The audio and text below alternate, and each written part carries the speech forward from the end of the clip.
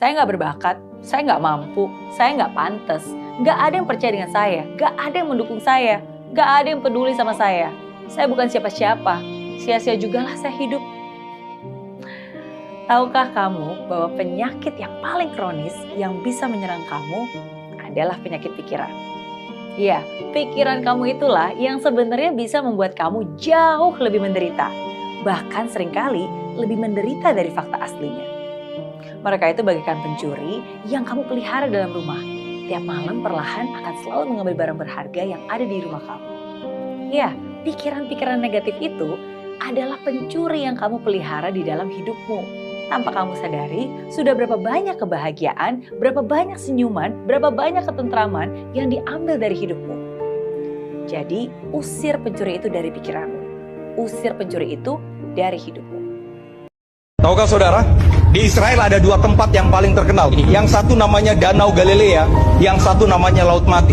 Danau Galilea dan Laut Mati itu dapat aliran air yang sama dari Sungai Yordan. Tapi sekalipun mereka dapat sumber air yang sama, ada kehidupan yang berbeda. Yang satu, Danau Galilea, penuh dengan ikan, penuh dengan tumbuhan yang subur. Yang satu, Laut Mati, nggak ada kehidupan. Pohon-pohon nggak tumbuh di sana. Kok nggak, saudara, alasannya apa? Sederhana, karena air yang diterima oleh Danau Galilea, ketika dia terima dari Sungai Yordan, dia alirkan lagi ke sungai-sungai kecil. Tapi kalau Laut Mati, apa yang dia terima dari Sungai Yordan, dia tampung sampai kemudian jadi busuk dan garamnya tinggi. Makanya disebut sebagai Laut Mati. Orang yang mati rohaninya adalah orang yang berpikir bahwa berkat semua yang dia punya miliknya sendiri, dan dia tidak pernah bagikan kepada orang lain. Makanya gini, orang yang paling kaya bukan orang yang punya apa, tapi orang yang bisa berbagi apa buat orang lain.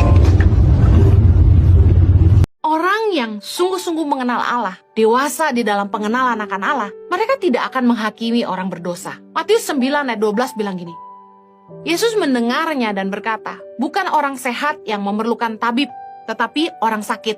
Ayat 13, jadi pergilah dan pelajarilah arti firman ini. Yang ku kehendaki ialah belas kasihan dan bukan persembahan. Karena aku datang bukan untuk memanggil orang benar, melainkan orang berdosa. Satu kali orang Farisi melihat Yesus duduk makan bersama dengan para pemungut cukai. Dan orang Farisi bertanya kepada murid-murid Yesus, kenapa gurumu duduk makan bersama dengan orang berdosa? Dan ini yang Yesus jawab buat mereka, bahwa bukan orang sehat yang memerlukan tabib, tetapi orang sakit. Yang Yesus mau adalah belas kasihan. Yesus datang bukan untuk memanggil orang benar, melainkan orang berdosa. Banyak kali gereja, orang Kristen sulit menerima orang-orang berdosa, orang-orang yang dianggap masih duniawi. Mereka datang ke gereja mungkin dengan tato di kanan kiri, dengan pakaian yang mungkin kurang rapi. Tapi dengar baik, selama orang masih mau datang beribadah, cari Tuhan, jangan dihakimi. Jangan menghakimi pakaian mereka, kulit luar mereka. Karena saya meyakini, kalau kita sungguh-sungguh mengenal Tuhan, kita ngerti hatinya Tuhan. Gereja tuh bukan tempat orang benar, tapi tempat orang-orang yang butuh dibenarkan. Justru kalau orang sudah merasa benar, mereka salah tempat. Tempat orang benar itu nanti di kerajaan sorga. Terbukti dia benar. Tapi selama kita masih hidup di dunia ini, kita semua butuh dibenarkan. Orang yang sungguh-sungguh mengenal Allah pasti mengasihi jiwa-jiwa. Matius 7 tentang hal menghakimi. Yesus mengajarkan kita untuk jangan kamu menghakimi, supaya kamu tidak dihakimi. Karena dengan penghakiman yang kamu pakai untuk menghakimi, kamu akan dihakimi, dan ukuran yang kamu pakai untuk mengukur akan diukurkan kepadamu. Orang yang sungguh-sungguh mengenal Allah pasti tahu bahwa kerinduan hati Allah cuma satu, supaya tidak ada seorang pun yang binasa. 2 Petrus 3 ayat 9b berkata gini, karena ia menghendaki supaya jangan ada yang binasa, melainkan supaya semua orang berbalik dan bertobat.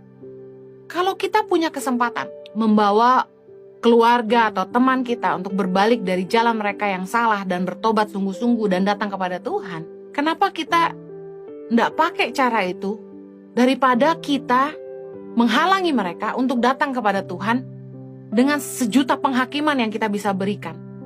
Seringkali kita merasa kita lebih benar, seringkali kita merasa kita lebih bersih, hanya gara-gara kita